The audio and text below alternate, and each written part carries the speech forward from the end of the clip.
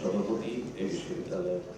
বিশেষজ্ঞ চিকিৎসক হিসেবে রোগীদের সেবা দেওয়ার শপথ নিলেন বাংলাদেশ মেডিকেল বিশ্ববিদ্যালয়ের ১৩০৬ জন আবাসিক চিকিৎসক। রোববার সকালে শহীদ আবু সাইদ কনভেনশন সেন্টারে হয় তাদের শপথের আনুষ্ঠানিকতা।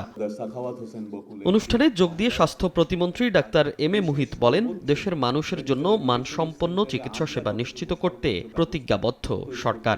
আমরা যদি টারশিয়ারি লেভেলের কেয়ারটা সর্বোচ্চ পর্যায়ে দিতে পারি, সমস্ত অনিয়মগুলোকে যদি আমরা দূর করতে পারি, আমাদের যে সীমাবদ্ধতাগুলো আছে পরিবেশের দিক দিয়ে, ডাক্তারদের নিরাপত্তার দিক দিয়ে, আমাদের ওষুধের সরবরাহর দিক দিয়ে, এই বিষয়গুলোকে যদি আমরা দূর করে মানুষের কাছে সেবা দিতে পারি, শুধুমাত্র এই ৩৫টি সেন্টার অফ এক্সেলেন্স থেকেই কিন্তু বাংলাদেশের বিপুল জনগোষ্ঠী টারশিয়ারি সেবাগুলো পেতে পারে।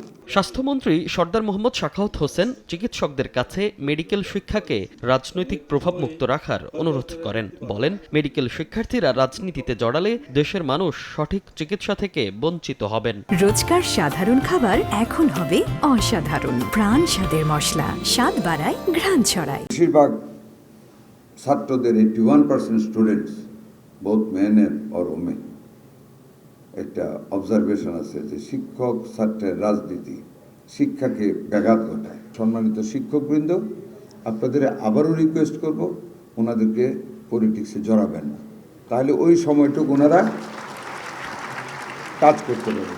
ওনাদের কারো আদর্শ যদি কমিউনিজম থাকে, কারো আদর্শ যদি জাতীয়তাবাদী থাকে, কারো মানসিক আদর্শ যদি অন্য কিছু থাকে, এটাকে আপনারা জোর করে আরেকদিকে নিয়ে বিব্রত করার কোনো প্রয়োজন। Let them enjoy their own philosophy. গ্রামীণ এলাকার স্বাস্থ্যসেবার মান উন্নয়নে হাসপাতালগুলোর বেডের সংখ্যা বৃদ্ধি এবং জনবল বাড়ানোর ঘোষণা দেন স্বাস্থ্যমন্ত্রী। আমরা নতুন ১ লক্ষ স্বাস্থ্যকর্মী নিচ্ছি, তার মধ্যে ফার্মাসিস্ট থাকবে, মিডওয়াইফার থাকবে, কেয়ার গিভার থাকবে, আরও টেকনিক্যাল যা আছে সব থাকবে। নতুন ১ লক্ষ নিচ্ছি, আর ব্যাকএন্ড যে ৭০,০০০ পোস্ট আছে ওইটা আমরা রিক্রুট করতে যাচ্ছি। এদিকে ঠাকুরগাঁও জেনারেল হাসপাতাল পরিদর্শন করে স্থানীয় সরকার মন্ত্রী মির্জা ফখরুল ইসলাম আলমগীর বলেন, ঠাকুরগাঁয়ে মেডিকেল কলেজ স্থাপনের সিদ্ধান্ত নেওয়া হয়েছে। এজন্য জেনারেল হাসপাতালকে ৫০০ বেডে উন্নীত করা হবে। স্বাস্থ্য ব্যবস্থাটা ঠাকুরগাঁও জেলাতে যেন আপনার ভালো হয়, সাধারণ মানুষ যেন স্বাস্থ্যসেবা পায়, সেই অনুযায়ী নিজেদের সীমিত সম্পদ দিয়েও যেন আমরা কাজ করতে পারি।